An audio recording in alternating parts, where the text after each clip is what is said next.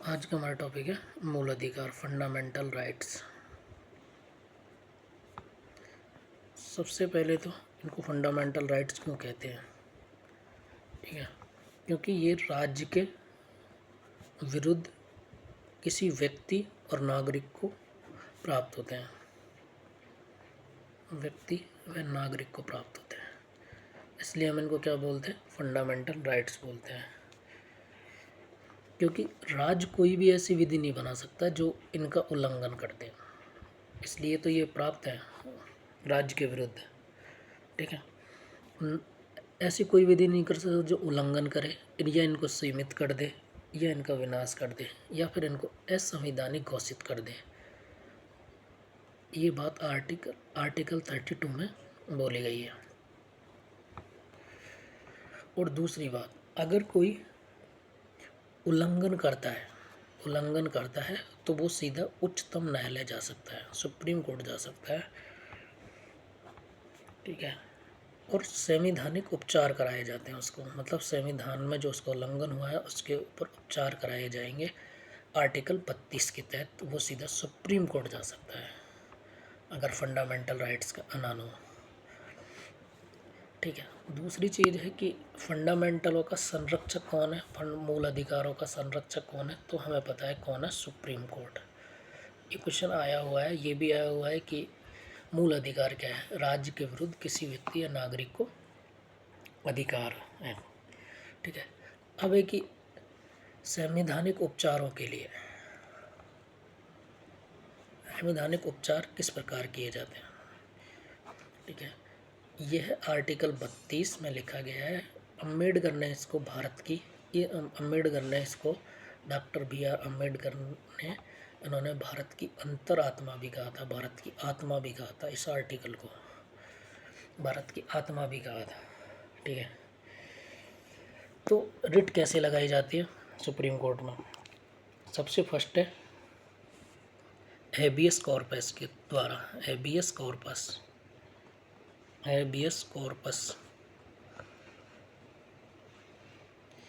इसको बोलते हैं बंदी प्रत्यक्षीकरण। क्या बोलते हैं? बंदी प्रत्यक्षीकरण। इसमें होता है कि भाई अपना शरीर प्राप्त करना, ठीक है? किसी व्यक्ति को अगर बंदी बना लिया जाए तो उच्चतम न्यायालय के समक्ष जाकर ही बंदी परीक्षण की याचिका ले सकता है। अगर किसी आदमी को जैसे बोलते हैं कि अंडरग्राउंड कर दिया या फिर बंदी बना लिया, ठीक है, तो उसको सुप्रीम कोर्ट के तहत ही वो बंदी प्रत्यक्षीकरण की याचिका ले सकता है।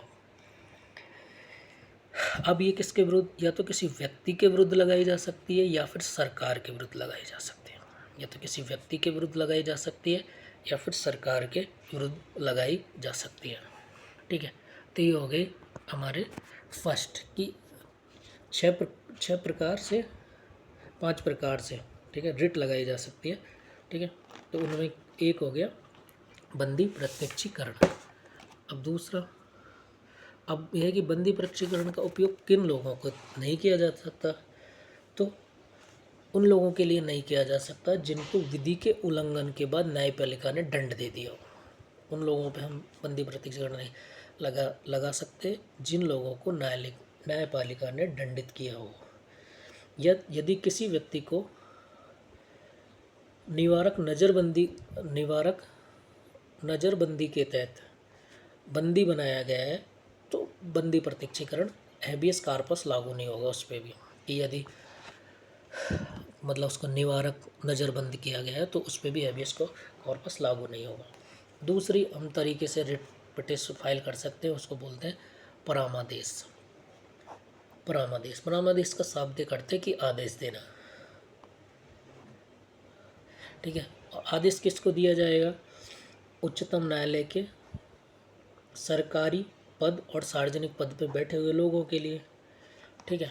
ये उन पर लागू की जा सकती है, ठीक है? अब ये किन पे लागू नहीं की जाएगी? तो निजी पद पर बैठे हुए पे क्यों लागू करेंगे भाई? निजी पद पर अगर कोई इंसान बैठा है तो हम उस पर क्यों लागू करेंगे? जैसे टाटा बिरला, ठीक है, अडानी। दूसरा, राष्ट्रपति और राज्यपाल पे भी परामर्श लागू नहीं होते हैं। इस पर राष्ट्रपति और राज्यपाल पे भी परामर्श लागू नहीं होते। तीसरा हम बात करते हैं प्रतिषेध। प्रतिषेध प्रतिषेध प्रतिषेध का सीधा सा मतलब होता है मना करना। ठीक है, इसके अंतर्गत कोई भी उच्चतम न्यायालय और उच्च न्यायालय के किसी भी मामले की सुनवाई प्रतिबंध है। उच्चतम न्यायालय उच्च न्यायालय के किसी भी मामले की सुनवाई प्रतिबंध है। ये कब लागू किया जाएगा? तो निचली अदालतों के समक्ष कोई मुद्दा विचाराधीन हो। जब ये कब लागू किया जाएगा? जब कोई निचली अदालत में मुद्दा है और वो विचाराधीन हो, कोई विचार नहीं हो।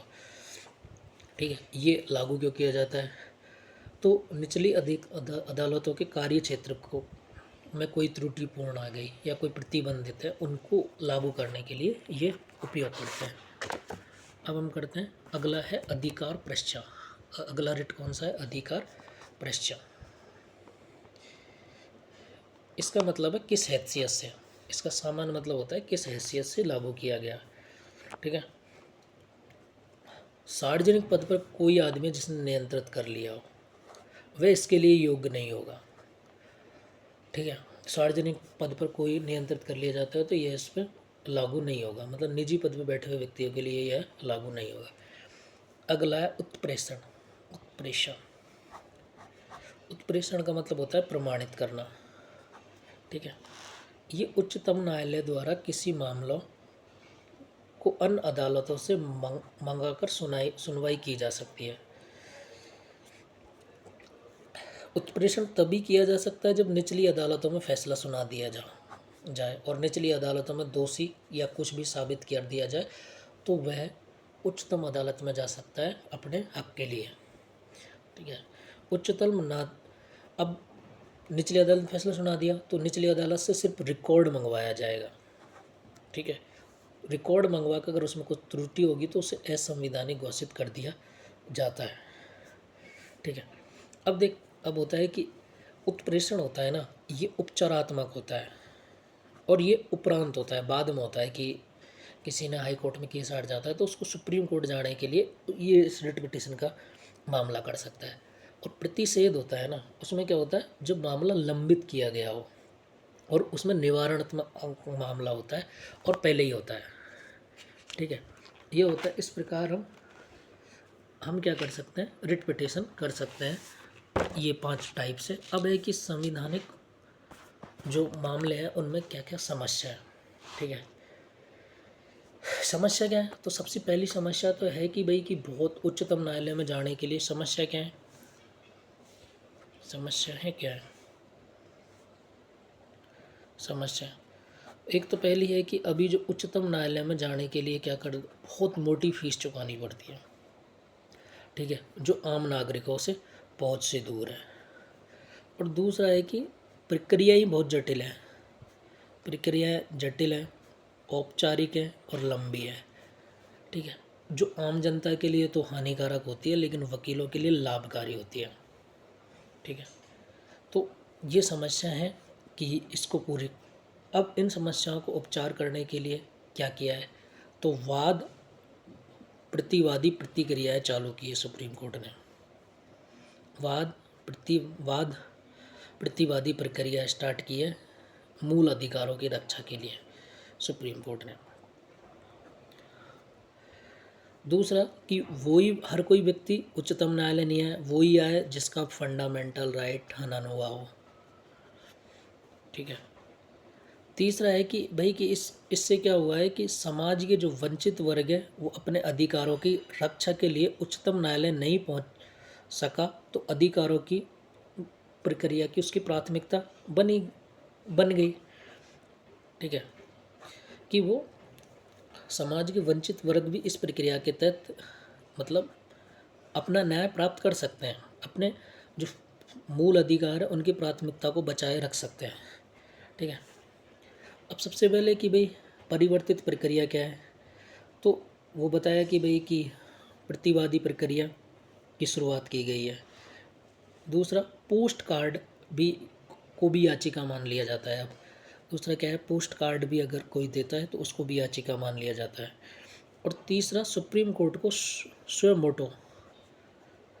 मोटो एक्शन लेने का भी अधिकार है, जो आर्टिकल 32 के तहत लिया था, जो अभी मणिपुर वाले केस में, मणिपुर की घटना में अभी अपने चीफ जस्टिस है DY चंद्रचूड़, उन्होंने लिया था, स्वयं मोटो संज्ञान लिया था।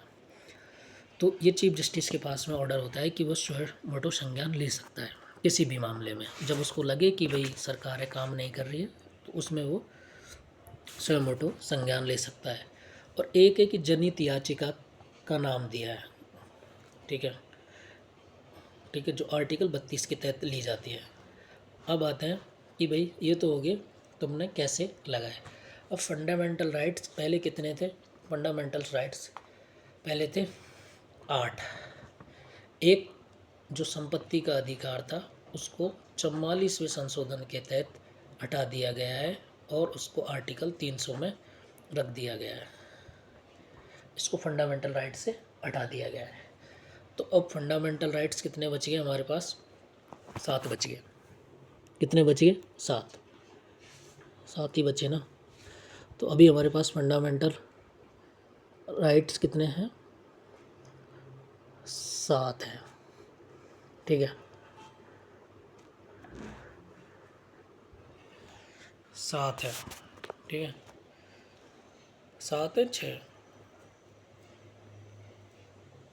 अभी हमारे पास फंडामेंटल राइट्स कितने? 6 हैं, क्योंकि 7 थे, संपत्ति के अधिकार को हटा दिया गया है, ठीक है। तो कौन कौन से थे 7? सबसे पहले हमारे पास थे स्वतंत्रता का अधिकार, ठीक है, इसमें नहीं, समता का अधिकार। तो सबसे पहले हम पढ़ते हैं समता का अधिकार। समता का अधिकार आर्टिकल 14 के, समता का अधिकार आर्टिकल 14, इसमें 14 से 18 तक है। 14 से 18 में 14 है भाई विधि के सभी समक्ष समान होंगे, धर्म जाति और वंश के आधार पर कोई भेदभाव नहीं होगा। ये 15 में लोक नियोजन के अवसर प्रदान होंगे, 17 में अस्पृश्यता का अंत होगा और 18 में उपाधियों का अंत। ये सभी समता के विरुद्ध अधिकार के बारे में आते हैं। अब हम पढ़ते हैं आर्टिकल 14। आर्टिकल 14 में कि विधि के समक्ष सभी लोग समान होंगे, ठीक है, प्रत्येक व्यक्ति गरीब हो अमीर कानून के तहत में सभी समान होंगे, ठीक है। क्या अब ये सभी पे समान लागू होता है? नहीं होता, हैसियत के ऊपर ही निर्भर करता है, ठीक है। तो सबसे पहली बात तो अब विधि के समक्ष लिया कहाँ से गया है? तो ये लिया गया अमेरिका से, ठीक है। इसका मतलब है कि वंचित वर्गों के संरक्षण के लिए पृथक विधि का निर्माण किया जाए, ठीक है। अब ठीक है, अब जैसे कुछ भेदभाव, जैसे भेदभाव का आधार, अब भौगोलिक आधार पे भेदभाव तो हो गई, ठीक है। ये विधि के समक्ष जो समानता का अधिकार है उसके क्या है? आलोचनात्मक पक्ष है कि भाई भौगोलिक आधार पर, आलोचनात्मक पक्ष नहीं मतलब विधि के समक्ष अधिकार में ये है कि भेदभाव क्या है? भौगोलिक आधार पर भेदभाव हो, ठीक है, भौगोलिक आधार पर भेदभाव हो सकता है, ठीक है। और अवसरों की समानता, भौगोलिक आधार पर भेदभाव हो सकता है, अवसरों की समानता के आधार पर भेदभाव हो सकता है, और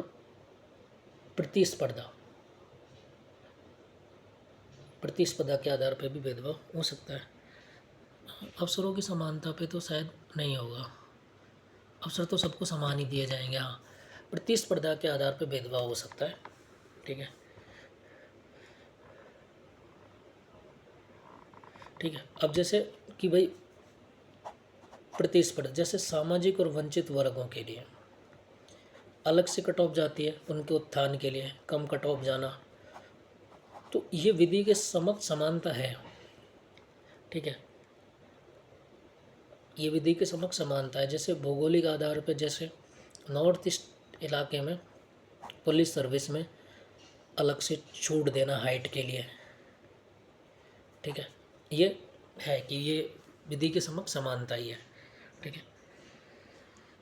राष्ट्रपति और राज्यपाल, ठीक है, विधि के समक्ष समानता के अपवाद क्या है कि राष्ट्रपति और राज्यपाल होगा वो कभी भी न्यायपालिका के समक्ष जाके खड़े नहीं होंगे, ये आर्टिकल 61 में लिखाया गया है कि उन्हें उत्तरदायी नहीं ठहराया जाएगा। ठीक है। पद के दौरान इन पे कोई आपराधिक मामला भी नहीं चल सकता। ठीक है। इनको हिरासत में नहीं लिया जा सकता राष्ट्रपति और राज्यपाल को। और अगर इन पे कोई सिविल मुकदमा चलाया गया है तो 2 महीने पहले नोटिस देना होगा। ठीक है। और भारत में काम करने वाले विदेशी राजदूतों को भी विधि के समक्ष समानता में छूट दी गई है। ठीक है। अब भाई ठीक है, ये तो है। अब इसका आलोचनात्मक पक्ष क्या है कि भाई संविधान मतलब भारत आज़ाद हुए काफ़ी टाइम हो गया। ठीक है।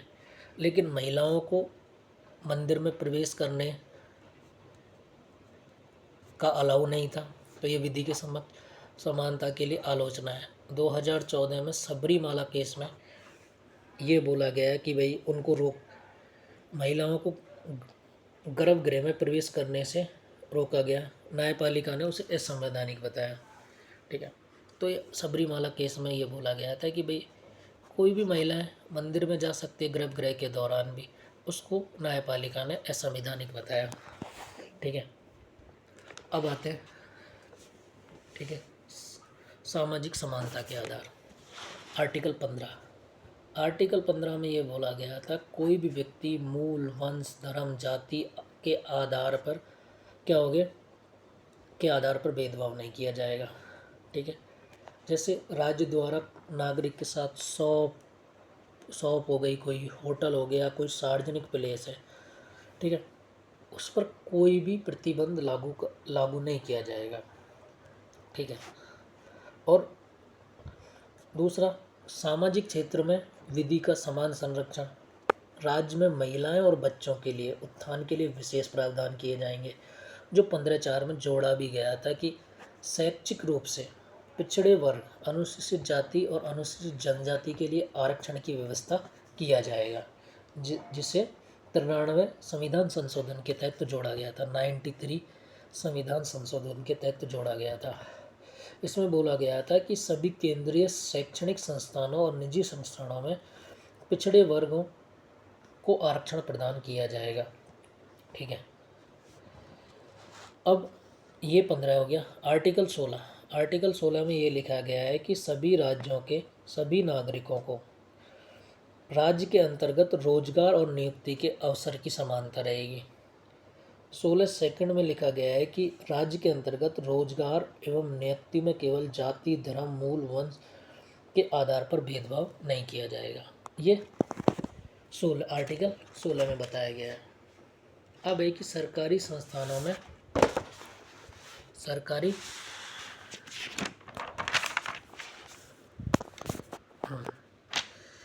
सरकारी सेवाओं में विधि का समान संरक्षण के आधार पर भेदभाव। ठीक है। अब 16(3) में बताया गया है कि रोजगार, ठीक है, राज्य के अंतर्गत नियुक्ति व रोजगार में केंद्र शासित क्षेत्र के अंतर्गत स्थानीय लोगों को प्राथमिकता दी जाएगी, लेकिन विधि का निर्माण संसद के द्वारा होगा। 16(4) में ये बोला गया है कि भाई पिछड़े वर्गों के अंतर्गत राज्य सेवाओं में पर्याप्त प्रतिनिधित्व नहीं है। ठीक है। अब बोलते हैं कि भाई पिछड़े वर्ग से क्या अभिप्राय है, इसके बारे में हम कल पढ़ेंगे।